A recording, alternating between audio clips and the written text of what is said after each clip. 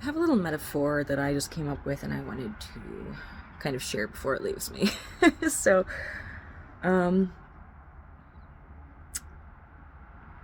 we understand that a hand and a foot are very different parts of the body, right? They may look similar, but they have completely different functions and capabilities, right? If the hand of one human body decides to take a knife and stab that foot of the same human body, well, if we look at it just from hand-foot perspective, the hand is not in pain, the hand's not hurting, right? Just the foot is in pain, hurting, right? And we can say, well, now to make it fair, to make it equal, to make it even, now the foot should stab the hand back, right?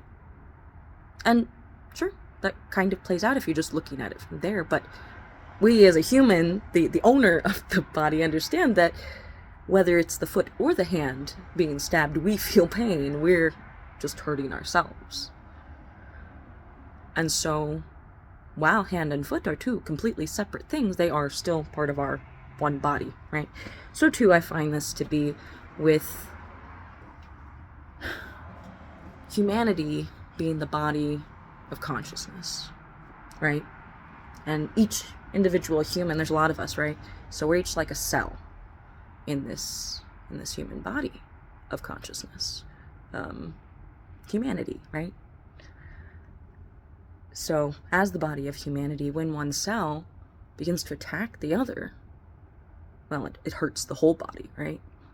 And when a group of cells begins to overtake other cells in the body, we call it cancer.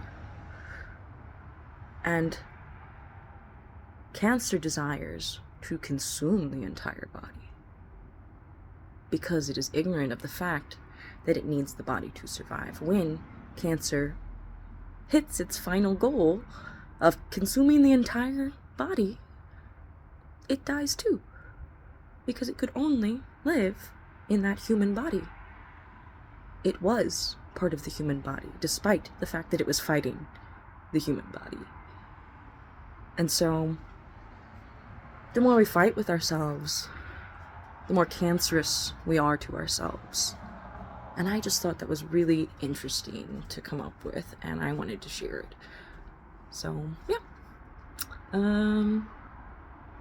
Something to think about, right?